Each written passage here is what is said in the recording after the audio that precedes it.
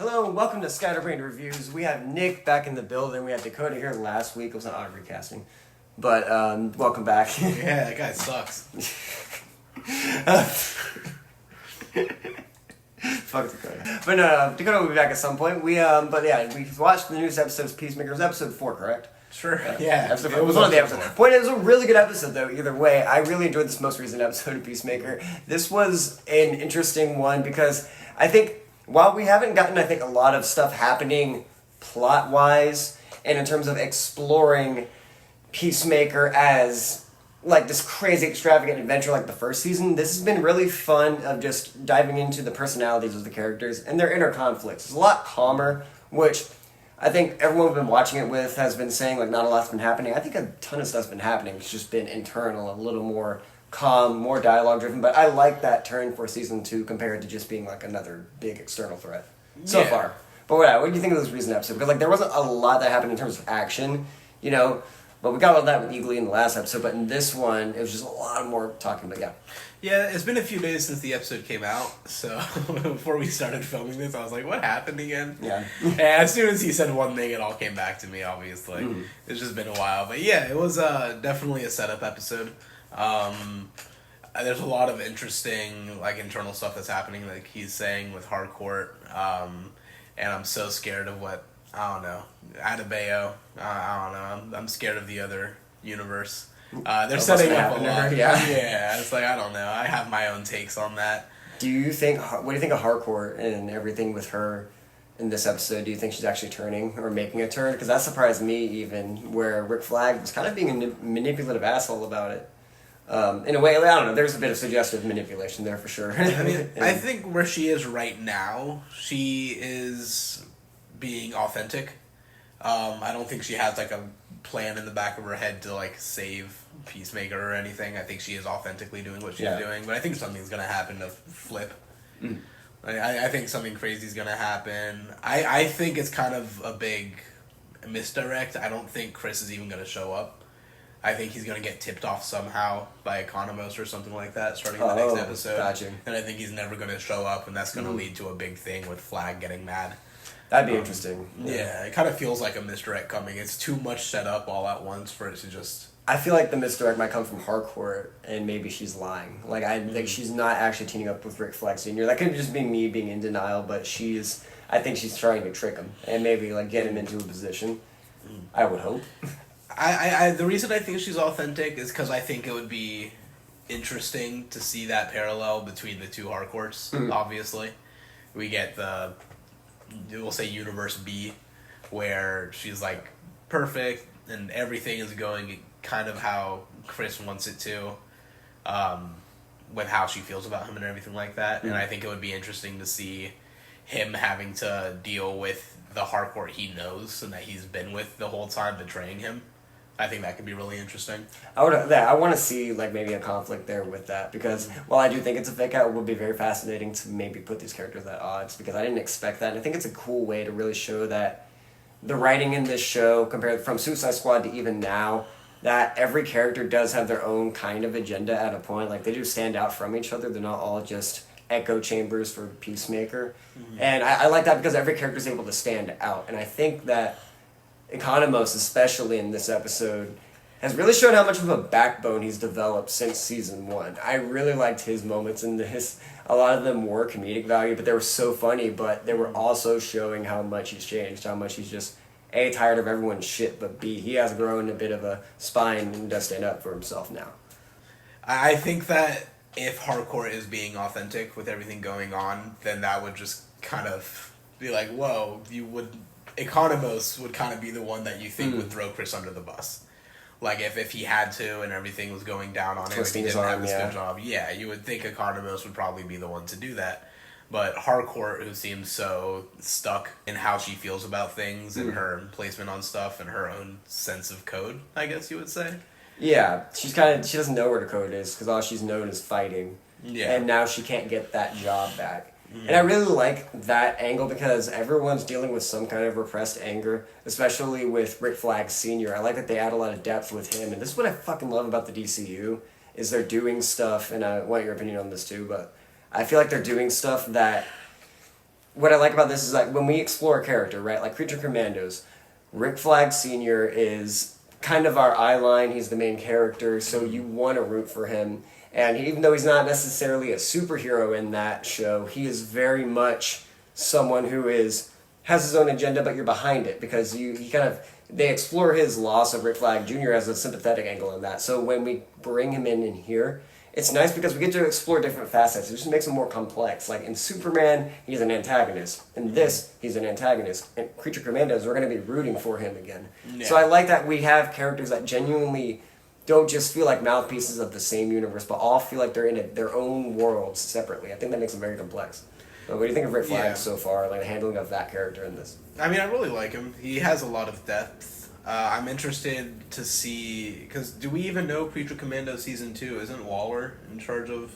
It'll be happening. I'm trying to... I know because at the end, we know he'll be around. I need to go back and check the exact... I don't know if he's going to be like... clipped off. I think he'll be in it for sure, though. I think he'll be in it. I don't know if he's going to be like taking that role as the main character protagonist. Oh, fair. You think we're going to pivot. Gotcha. I think it's going to go to Bride.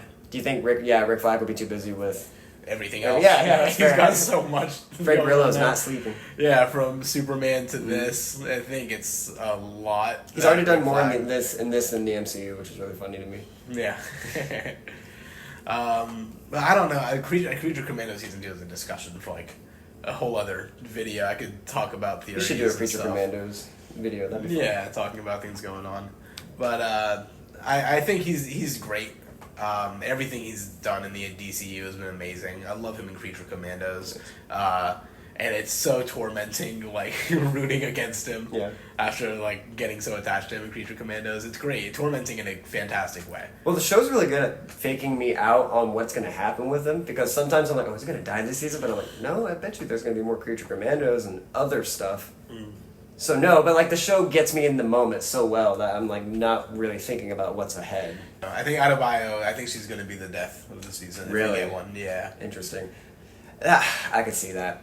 I could actually see that only because I wonder if that actor is going to stick around for everything else. Yeah. And but I really do like her being... She doesn't have, admittedly, like a full arc yet, but I enjoy that she's not the one growing in this season, but she's kind of the advice giver, the friend to everyone. In this episode, you really hone in on the friendship between her and Chris, and how she is a mouth of advice, someone who does care about Chris, wants to hear him out. And it's a far cry from how it is in season 1, where Chris was annoying everybody. Like, I think they show a great parallel with that in this episode in particular, which is why I enjoy that they're doing more dialogue-driven stuff this season. Yeah. I feel like the whole season we've been seeing her and Chris really be good friends. I'm a little sad with how little Vidge we got.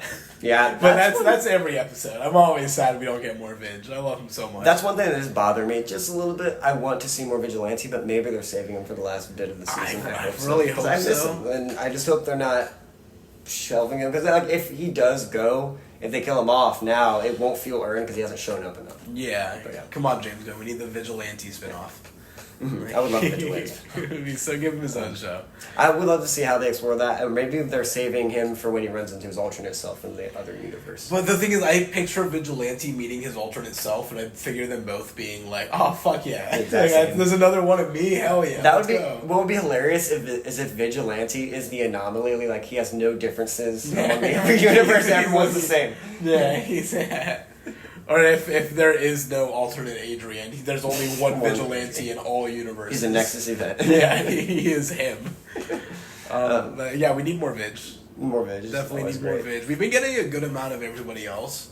I don't know why. I feel like they're setting up Adebayo to kind of be the catalyst of like what sparks conflict between the two dimensions. I think that I feel like Chris is going to take her across. They're going to go to the other universe, and then, it's going to be Nazis and shit. That's my take. I think the other universe is all...